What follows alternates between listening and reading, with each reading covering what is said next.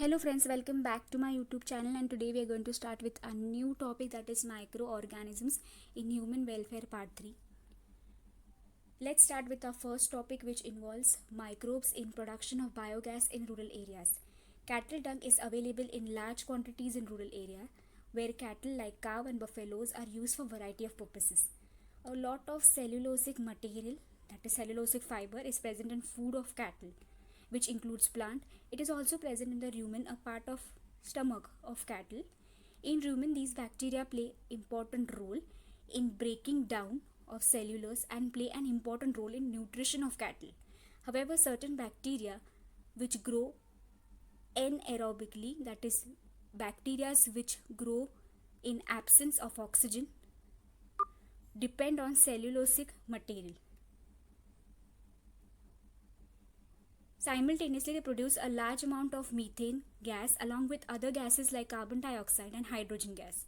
These bacteria are collectively called as methanogens, and one such common bacterium is methanobacterium.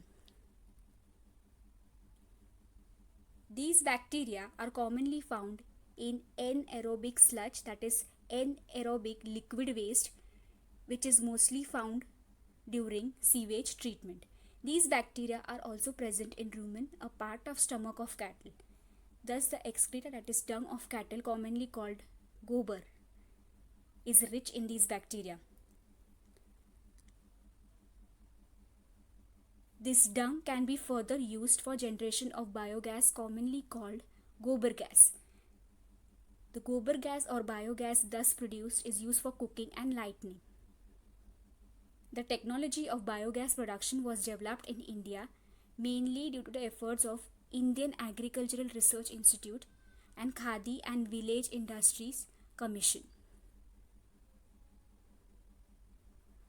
Now let's start with microbes as biocontrol agents. Biocontrol refers to use of biological method for controlling plant disease and pest. In modern society, these problems have been tackled, that is, these problems have been solved with use of chemicals like insecticides and pesticides. These chemicals are toxic and extremely harmful to human beings as well as animals, and they have been polluting our environmental source, including soil and groundwater. They also harm the quality of fruits, vegetables and crop plants. Our soil is also polluted through use of weedicides, which is used to remove weeds which are found in farmlands. There is large pressure to switch to organic farming, that is to make use of biofertilizers. These biofertilizers are organisms that enrich the nutrient quality of the soil. Plants having such association also show other benefits such as resistance to root-borne pathogens, that is resistance to root-borne disease, tolerance to salinity and drought-like condition, and help to increase overall development and growth of plants. For example, cyanobacteria are autotrophic organisms, that is they prepare their own food. They are widely distributed into aquatic, that is water, and terrestrial, that is land environment. Many of them help in fixation of atmospheric nitrogen, which is not naturally fixed by many of the plants. In paddy fields like rice field, cyanobacteria serve as an important biofertilizer. Blue-green algae also add organic matter to soil and help increasing its fertility.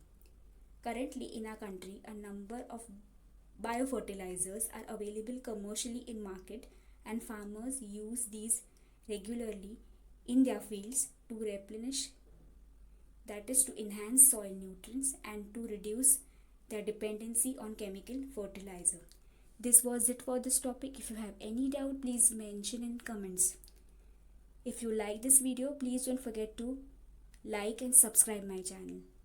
Thank you for watching it, and see you in next topic.